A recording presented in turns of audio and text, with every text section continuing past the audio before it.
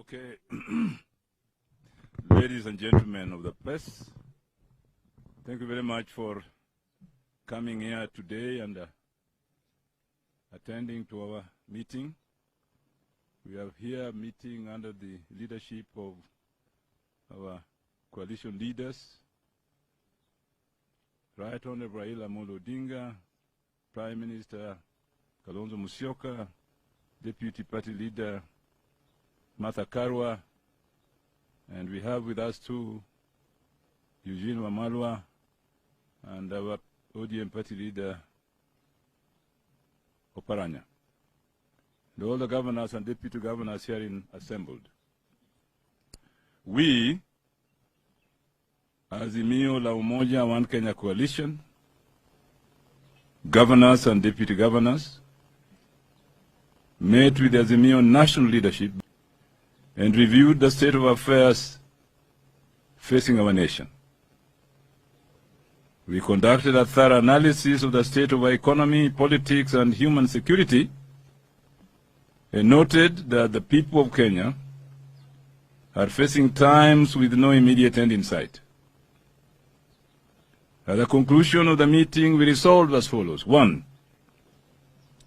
We will continue to champion the causes of the people of Kenya and demonstrate our commitment to safeguarding the Constitution, democracy, and the rule of law.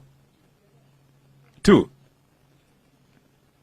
We commit to our constitutional mandate of serving the people in our respective counties. In pursuit thereof, we shall engage the national government based on mutual consultation and cooperation for the benefit of our people within the framework of the principles of the two governments being distinct and interdependent. 3. The Kenya Kwanza regime may have the appearance of legality, but does not, I repeat not, have the legitimacy from the people. We remind the people of Kenya that slavery may have been legal in some jurisdictions, but remained repugnant to morality and justice. 4.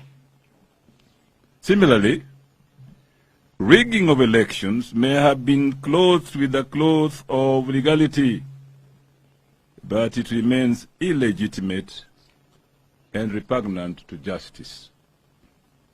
Our quest for electoral justice continues, and we will never allow the rigging of elections to become a new normal in our country. To this end, we take serious notice and condemn in the strongest term possible the revenge mission the regime has embarked on against conscientious commissioners of the IEBC, who had the audacity to reject the electoral coup perpetrated by the IEBC chair, Wafula Chebukati, while trying to sanitize the conduct of electoral thieves and fraudsters at the commission.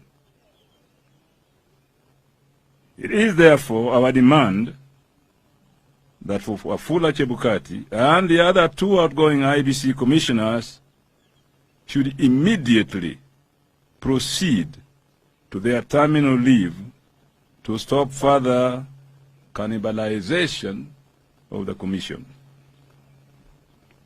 5. County governments led by our coalition shall endeavor to diligently serve the people of Kenya and demonstrate our commitment to a better Kenya for all Kenyans.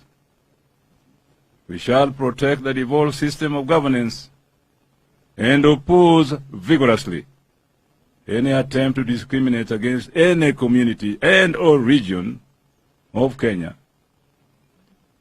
The fair allocation of resources to all counties is guaranteed by the Constitution, and we will work with Kenyans to ensure each county receives its fair share.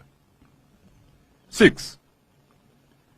We shall establish a culture of consultations with all elected leaders, MCAs and members of parliament alike, in our respective counties with a seamless implementation of the Azimio Manifesto in our counties. To buttress this, we undertake to strengthen the Azimio movement in our respective counties so as to restore hope among our members and the people of Kenya generally. 7, we have begun deep reflections and consultations with the Kenyan people on the required resistance and struggle to protect the people of Kenya and our democracy. We shall not allow the re-establishment of authoritarian rule and the violations of human rights. We shall not allow to be taken back to the dark days of oppression and dictatorship ever again in Kenya. 8, and finally, we shall robustly confront and oppose all dangerous policies and practices of the Kenya Kwanza regime, including the sinister efforts to introduce GMO food and/or seeds, destruction of our environment, including the reintroduction of the discredited Shamba system, attempts to tax the most vulnerable segments of our society, including mama mbogas. The regime was not prepared to lead, has no clue on how to fix Kenya's problems, and continues to be obsessed with campaigning. This regime of lies, deceit, and false promises is out of its depth and shall not be allowed to ruin our lives. Given under our collective hands this day, the 25th of November, the year of our Lord 2022, in this lovely place called Naivasha, I thank you.